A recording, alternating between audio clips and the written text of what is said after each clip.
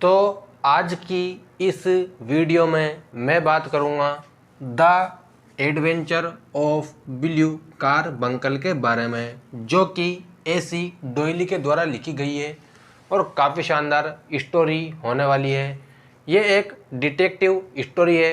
तो भाई इस स्टोरी को समझने के लिए आपको सबसे पहले इसके कैरेक्टर तो समझने पड़ेंगे और मैं जो भी बात आपको बताऊं उसे अच्छी तरह से सुनना।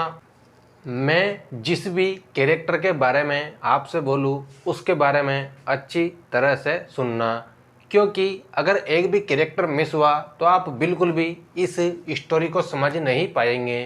तो चलिए शुरू करते हैं। तो अब आपको इन सभी कैरेक्टर्स को अच्छी तरह से याद करना पड़ेगा, तभी आपको यह चैप्टर समझ में आएगा। सबसे पहले मैं बात करूँगा AC डोयली, जो कि इस चैप्टर के राइटर है और इस स्टोरी को AC डोयली के द्वारा लिखा गया है। और इन्होंने शेरलॉक होम्स एक ऐसे कैरेक्टर का वर्णन किया है, शेरलॉक होम्स, जो कि जासूसी जो घटनाएं होती है और उसके अलावा जो कहानियां होती है उनको सुलझाने का प्रयास करते हैं। कौन? Sherlock Holmes. तो आपको शेरलॉक होम्स भी यहाँ पर याद करना पड़ेगा। और ये सुलझाने वाले हैं एक नीले माणिक्य की साहसिक यात्रा, यानी कि वे क्या सुलझाने वाले हैं? नीले माणिक्य की साहसिक यात्रा। यानी कि यहाँ पर क्या होता है, इस चैप्टर में आपको अच्छी तरीके से समझा देता हूँ। यानी कि शेरलॉक होम्स है जो कि अपनी जो चतुराई है उसके आधार पर, उसके बल पर एक नीले माणिक्य की चोरी हो जाती है।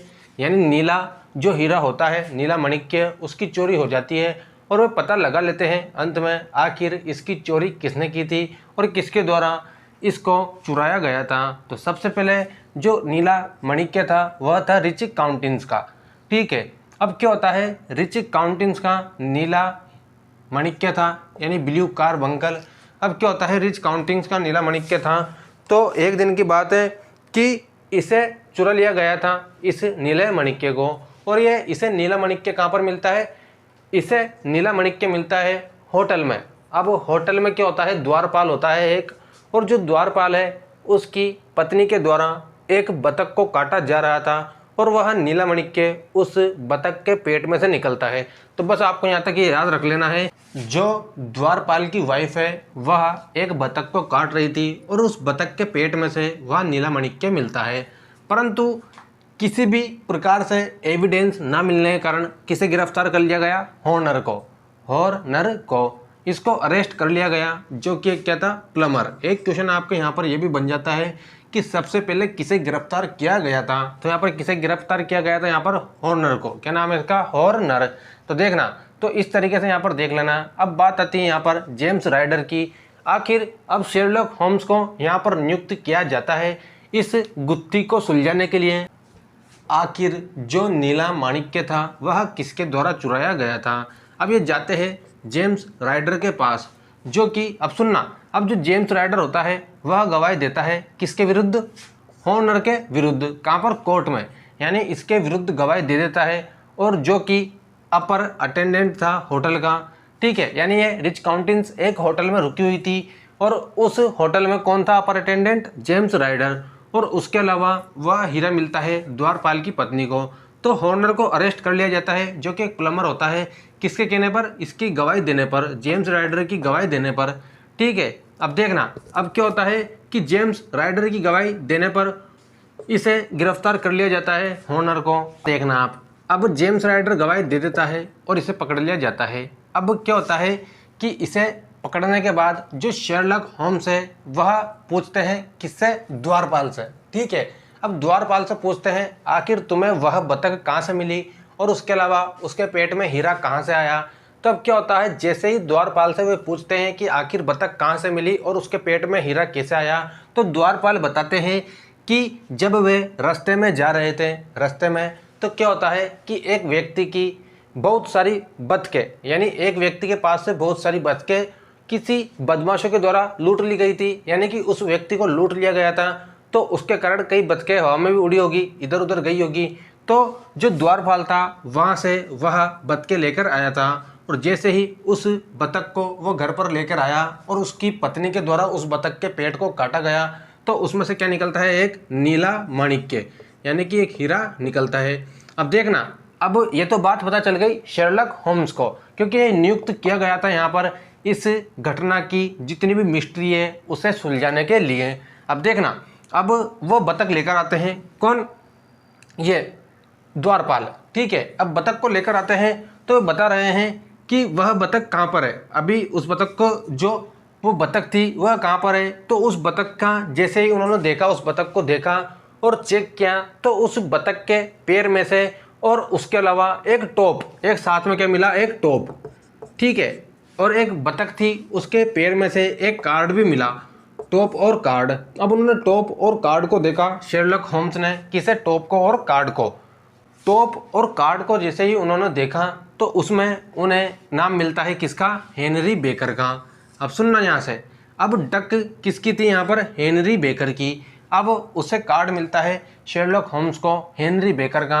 अब हेनरी बेकर के लिए अखबार में एक विज्ञापन छपाया जाता है कि एक बतख मिली है और उसके पेट में से एक नीला माणिक्य मिला है। आखिर जिस किसी का भी ये नीला माणिक्य हो वो आकर किसके पास से ले जाए, शेरलॉक होम्स के पास से। तो बस अब यहाँ तक आपने देख लिया कि हेनरी बेकर को बुलाने के लिए अखबार में क्या छपवाया गया, यहाँ पर एडवर्टाइजमेंट यानी कि विज्ञापन। अब देखना, अब हेनरी बेकर उस विज्ञापन को पढ़कर किसके पास आते हैं, शेरलॉक होम्स के पास। परंतु जो शेरलॉक होम्स थे वो काफ़ी ज़्यादा चतुर थे, उन्होंने बातों बातों में पता लगा लिया कि जो हेनरी बेकर है वह चोर नहीं है और इसको इस घटना के बारे में ज़्यादा भी पता नहीं है। तो वे हेनरी बेकर से पूछते हैं कि आखिर तुम्हारे पास ये बतख कहाँ से आई। तो देखना, फिर मैं आपको रिवाइज करा दूंगा पूरा चैप्टर, कोई बात नहीं, लेकिन आप सुनते जाइए। अब हेनरी बेकर से वो पूछते हैं कि आखिर तुम्हारे पास ये बतख कहाँ से आई। तो देखना, अब वे बताते हैं कि अल्फा सराय से, यानी कि कोई अल्फा सराय है, यानी कोई अल्फा सराय नाम की जगह है जहाँ से उन्होंने क्या खरीदा था, इसी बतख को। अब शेरलॉक होम्स कहाँ पर चले गए, अल्फा सराय के मालिक के पास, यानी ओनर के पास।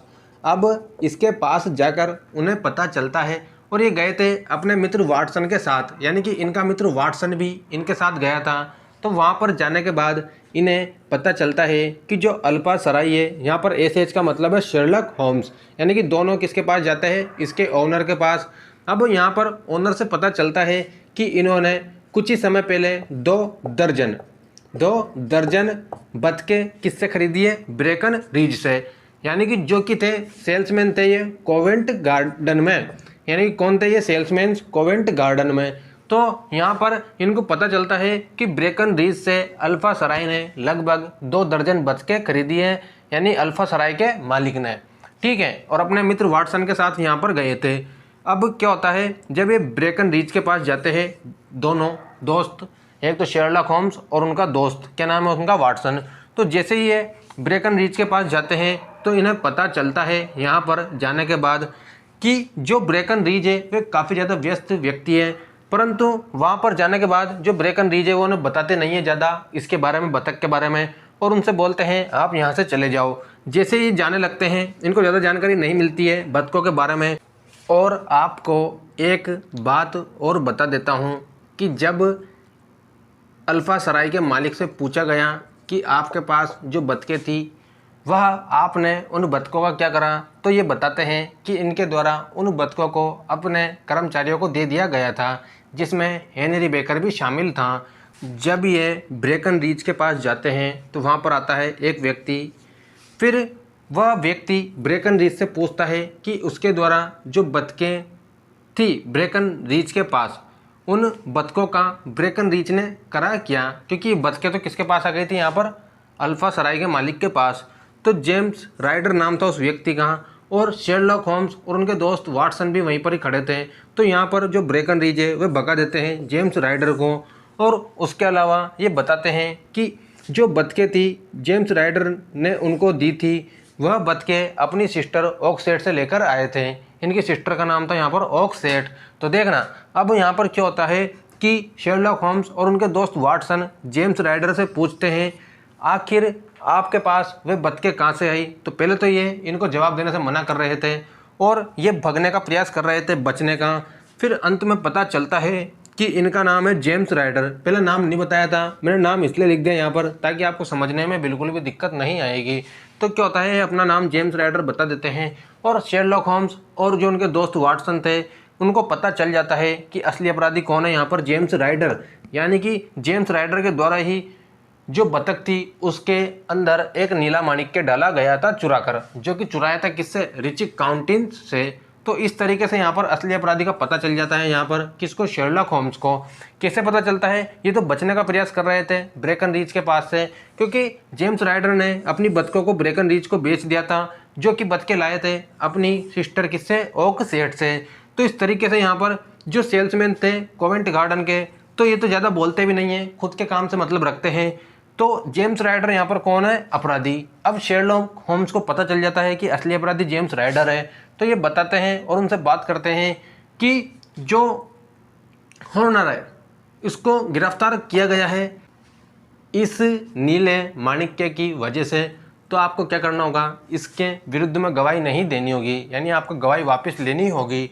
तो जेम्स राइडर बोलते हैं चलो मैं गवाही ले लूँगा। तो उन्होंने क्या करा, अपना अपराध भी कबूल कर लिया और उसके अलावा गवाही लेने को भी तैयार हो गए। और ये कौन थे, एक प्लम्बर। ठीक है, ये कौन थे, एक प्लम्बर। तो इस तरीके से मैंने पता चल गया कि असली अपराधी कौन है। इतनी बड़ी मिस्ट्री को यहाँ पर शेरलॉक होम्स के द्वारा सुलझा भी लिया गया। अब क्या होता है यहाँ पर कि अभी जेम्स राइडर का फर्स्ट क्या था, ये फर्स्ट क्राइम, यानी इन्होंने फर्स्ट पहली बार किया था ये सब। इस वजह से जो शेरलॉक होम्स थे इन्होंने बोला कि आपका ये फर्स्ट क्राइम है तो हम आपको सुधरने का मौका देते हैं, आपको किसी भी तरह से हम जेल में जाने नहीं देंगे। और इस तरीके से the adventure of blue carbuncle, जिसमें पता चल जाता है कि असली अपराधी तो जेम्स राइडर है, वो गिरफ्तार हॉर्नर को किया गया था। और इस तरीके से ये हमारा चैप्टर कंप्लीट हो जाता है। आई होप कि आपको ये वीडियो अच्छी लगी होगी। तो इसी प्रकार की और वीडियोस पाने के लिए हमारे चैनल AST अकेडमी को सब्सक्राइब करें। And thanks for watching, subscribe for more videos.